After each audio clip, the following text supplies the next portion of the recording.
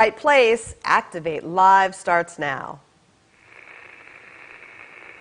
Activate your voice. Fight for your rights.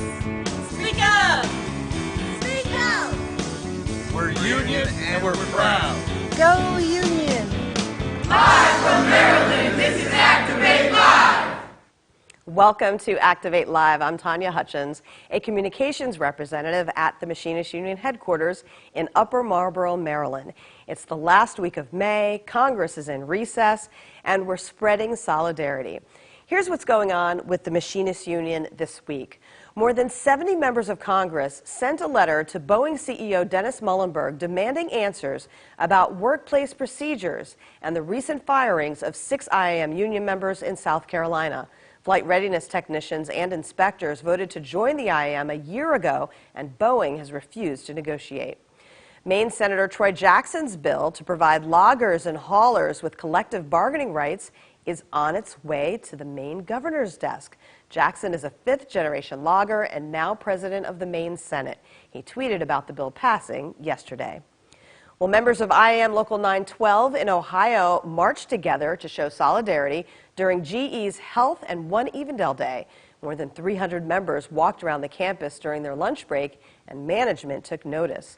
National contract negotiations take place next week in Cincinnati. Local negotiations are already underway. Locals across the United States that are part of the Collective Bargaining Council have passed strike ratification votes in record numbers. Well, the Coalition of Black Trade Unionists held its 48th convention this past weekend in Atlanta. More than 800 delegates and guests attended, including the IAM's delegation that you see here. The theme this year was Reclaiming Our Country, United for a Better Tomorrow. CBTU is one of the AFL-CIO's constituency groups. Well, the Machinists Union is a proud allied union of Pride at Work, another AFL-CIO constituency group dedicated to full equality without restrictions for LGBTQIA individuals in our workplaces, unions, and our communities.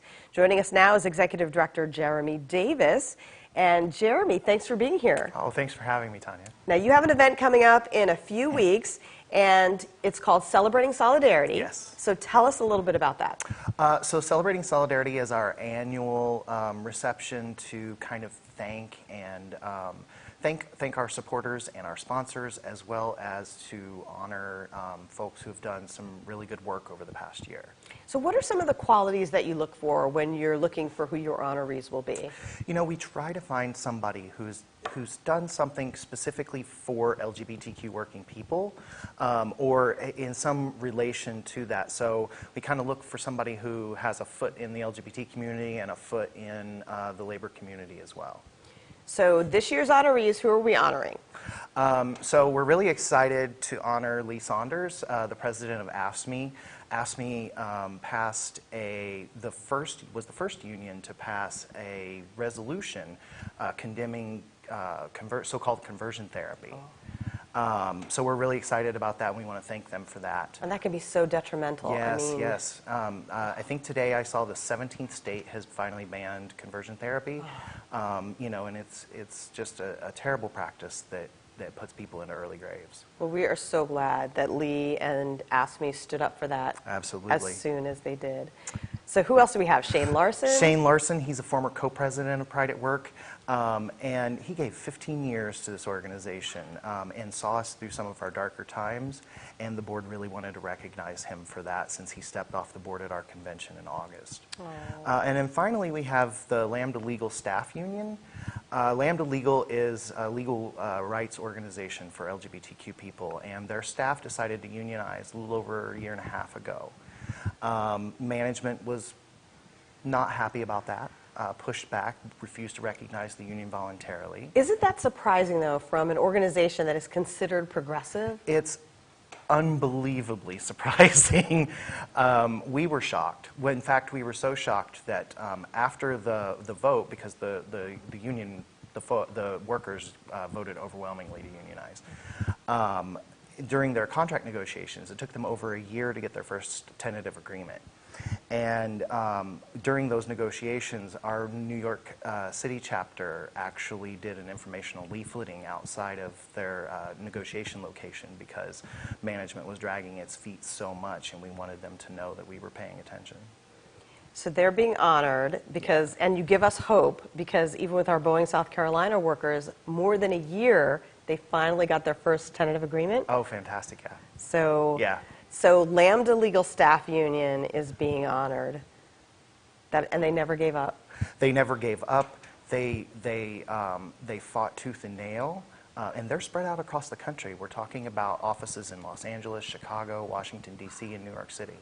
So that presents challenges in itself Right. with just organizing. Right, right. Oh my goodness. Well, we'd like to congratulate all of them and let everybody know again, this is June 20th from 6 to 9 p.m. And will this be right downtown? Yeah, it'll be at the AFL-CIO headquarters in Washington, D.C. Okay, Yeah. excellent. All right, so we hope to see you there. I hope that I can make it as well. We'll remind people leading up to that date. Great. So we'll help to promote that for you. Appreciate it. And everyone give Jerame and the Celebrating Solidarity Awards a shout out in the comments section. But moving on to something even more serious is like this is the reason people are being honored, because we're fighting so many acts of discrimination. And there is a mutual friend that you and I have named Zach Ford who had a tweet, I think it was yesterday or the day before, and he was basically saying, like, in this current administration, they've rolled back every protection for transgender people provided under the previous administration. So you see here, he says, if you haven't been paying attention, Trump has now undone every rule the Obama administration put in place to protect transgender people from discrimination. So what is your reaction to that fact? It's outrageous. I don't understand why this administration is attacking transgender people in such a direct and awful way. You know, one of the first things they did was rescind guidance for schools around the country to say that trans kids can't go to the bathroom that matches their gender identity. And that can put them in danger And right that can there. put them in danger, exactly. You know, Trump announced the trans military ban to say that trans service members can't serve their country, and his excuse was because it was too expensive to provide them health care. Yeah, but what about people that have already made the transition and they've already recovered? Exactly. And the whole policy is belied by the fact that those who are currently serving can continue to serve under some capacity of the rules. So new service members can't sign up, and as long as you're not seeking certain medical necessities, then you can continue to serve as long as you're currently serving. When you mentioned, you know, the trans kids being in bathrooms and they have to go to the bathroom of their assigned biological sex, that also made me think about the homeless shelters and people who are homeless. Right. And rolling back the protections there. People are afraid enough of going to a homeless shelter. Right. And, you know, not all of our homeless shelters are terribly friendly anyway. I mean, if you look at, for example, the Salvation Army, which runs so many shelters, they're extremely hostile to LGBTQ people. So these protections are absolutely necessary, which is why, you know, we are part of a coalition to pass a bill in Congress called the Equality Act. It actually just passed the House just a few weeks ago by overwhelming numbers. We're so excited, but it's facing, you know, terrible odds in the Senate, not because the votes aren't there, but because Mitch McConnell won't allow it to come up for a vote. That's a shame. Yeah. I mean, if we're supposed to live in a true democracy, at least Right. let it play out. At least let it play out. Yeah, let it come to a vote. Let our representatives vote. Absolutely. When it comes to employment, which we pay particular attention to, it could be even worse. I remember the first time you told me that there are states where people can be fired for being gay, and now protections are being taken away from transgender people in their workplaces. Right. I just can't imagine. It's really astounding. And, you know, things were going so well under the previous administration. President Obama was recognizing LGBTQ people as, you know, part of the fabric of the country, advancing all of these rights, and Trump came in and is just reversing them as fast as he can. How can we stress that this, you know, these protections save lives? Well, you know, just look at the number of trans people who've been murdered on our streets. I think we're at 17 this year, which is astounding given the, you know, small number of trans people that actually exist in the country. But, I think that the number one thing that we need to do is send a message by passing the Equality Act. It's such an important piece of legislation, and the fact that it just can't even get a hearing in the Senate is astounding, especially considering what's going on, watching this administration roll back all of these protections. We need them in law, and we need them now. Okay, so should we email, call our senators, call Mitch McConnell? Call Mitch McConnell, email and call your senators, tell them that you want them to vote for the Equality Act, and you want to see it on the floor of the Senate as soon as possible. Okay, and this is an excellent way to support our coworkers, our colleagues. Absolutely. Our friends, our neighbors. You just came from a rally today. Tell us about that. I did. So the most recent protections that the administration is trying to roll back is protections for LGBTQ people in health care that was put into the Affordable Care Act. Section 1557 for those wonky nerds out there. But these are health care protections that don't allow doctors and health providers to discriminate against LGBTQ people. This is critically important for trans people because trans people get denied health care all the time, not health care coverage, health care. Doctors literally saying, I can't support you. So we were at the White House rallying to protect trans health.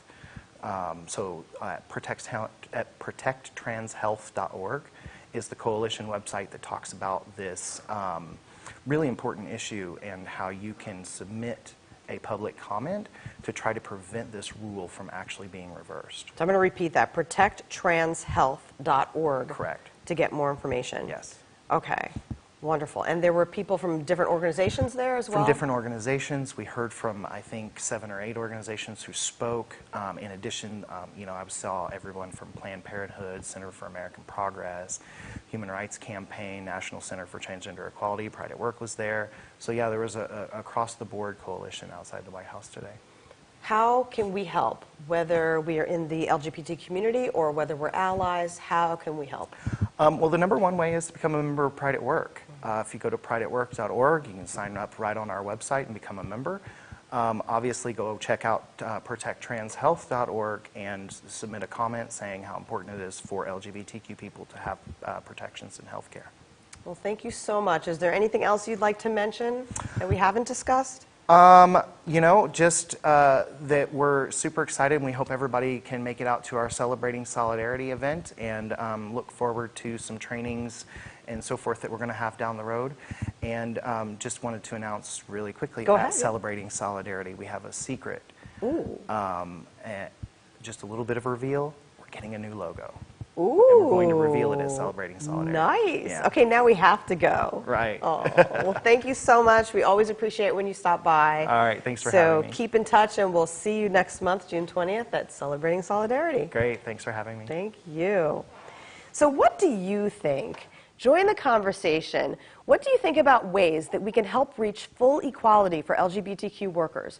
Comment now to activate your voice using live chat on YouTube, comments on Facebook, or replying to this video on Twitter to let us know how you feel. I'm going to reach over real quick and stop Instagram. Oh, we have a comment!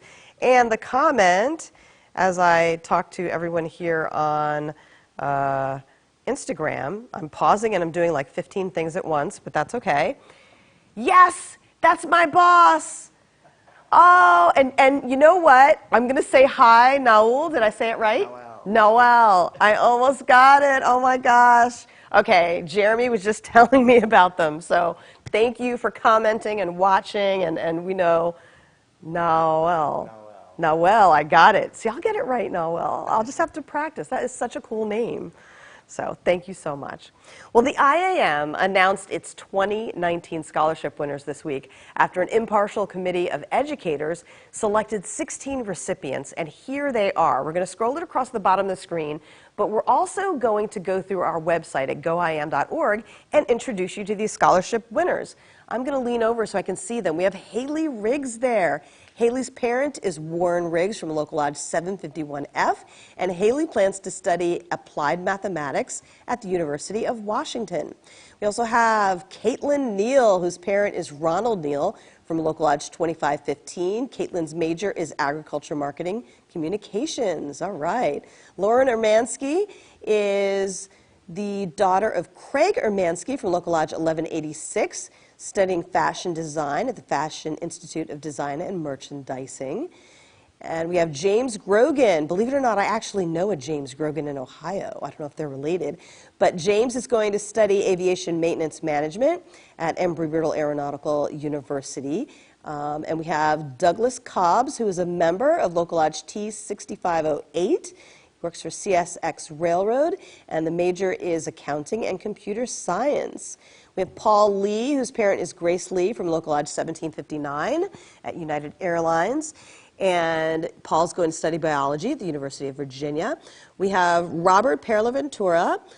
Parent is Alexander Perla from Local Lodge 811, and Robert's going to study architecture at the University of Houston. We also have Ann Reed studying aerospace engineering at the University of Central Florida. This is the daughter of James Reed from Local Lodge 321. And we have Morgan Mayer, daughter of Daniel Mayer from Local Lodge 1943, studying at Ohio State University. Go Bucks! The major speech language pathology, speech and hearing sciences. We have Annika Lyman. The parent is Scott Lyman from Local Lodge 971, studying chemistry at University of Florida. We have Christina Kang, whose parent is Irina Stefanova from Local Lodge 16, studying biology and pre-med at McGill University. And congratulations also to Henna Nisa Mohammed, studying health sciences at University of British Columbia. Zamina Garbe, from studying biology at the University of Illinois, whose parent is Carlos Garbe from Local Lodge 126. We have Kenzie Swinford, whose parent is Mark Swinford from Local Lodge 655, studying chemical engineering or mathematics at the Milwaukee School of Engineering. Let's see who else we have here. And congratulations also to Brianna Renslow, whose parent is Jason Renslow from Local Lodge 510, studying business at Chippewa Valley Technical College. Now, we left one for one last here because we're actually going to talk to Hannah Richmond, who is the Roman Mayfield winner. The Roman Mayfield Scholarship is named after a 55-year member of District 751 in our Western Territory. The scholarship represents the spirit of volunteerism and community service that embodied Mayfield. And joining us now is this year's recipient, Hannah Richmond, the daughter of Gregory Richmond of Local 2916 in Texas. Thanks for joining us, Hannah. Thank you so much for having me. So tell us a little bit about your dad and what he does for work. So my dad is a flight instructor on the naval base in this city, and so he teaches students for the military in T-44s and 34s and T-6s. And you're in Corpus Christi, Texas, right? Yes, ma'am. So what did you feel when you found out you won this scholarship? I was absolutely thrilled. It's such a great honor to receive this scholarship, especially since it's named after Roman Mayfield, who embodies such a great spirit of helping others and volunteering. Now, you had an edge. I'm guessing that's why you won. Tell us about the volunteerism and the community service that you've performed. Well, I've always been encouraged to volunteer by my parents since I was really little, and it's always been something I've been excited about, just giving back to the community that helped raise me and made me who I am today. And so I joined the service club at my old school, and ever since then I've worked to clean up parks, and I love to play cello for retirement homes. And right now I'm volunteering at the Gulf Coast Humane Society and helping the dogs there. And recently I was inducted into the National Honor Society. And so it's just been a... Thank you. So how does volunteering make you feel, Hannah? It feels great. I love to be able to, as I said before, give back to the community, and it makes me feel fulfilled. Well, we're so glad that you're following in your dad's footsteps, because that's part of our whole slogan about justice on the job and service to the community. So your dad has really taught you well about that second half there as well. What do you plan to study this fall? I plan to study mechanical engineering at LaTourneau University. And how did you become interested in that? Well, again, my dad really helped as he was a pilot for the Marine Corps, and as a flight instructor now, I've always been interested in aviation and space travel, and I've always loved going to NASA and seeing just the wonder of the universe, and I'd really love to help get us further into space as well. And that's perfect because I see you're wearing a NASA shirt, a NASA t-shirt right now, so you're going to fit right in. What part of it excites you the most? Is it the space travel or just flying or just being in that industry? While flying is really great, I want to be a part of the team on the ground that helps get the brave astronauts into space, and kind of the design aspect of it is the part that interests me the most. So I was about to ask you where you saw yourself after college. Like, what is your dream job? Do you know yet if you could see yourself in 10 years? In 10 years, well, I hope to first get my master's in engineering, and maybe I'll do some summer internships and one day be a part of the design or the construction team at NASA to build spacecraft. Well, you have some lofty goals, and we know you're going to reach them. And we're so glad that the IAM could be a part of helping you further your education. So I'll let you take a minute if you want to give a shout out to anybody, or anything we haven't mentioned that you'd like to add. I just want to thank you all so much for this great opportunity, especially as a woman in engineering. I'm so grateful for your support. Well, congratulations, Hannah. We appreciate it, and we wish you the best of luck. Thank you so much.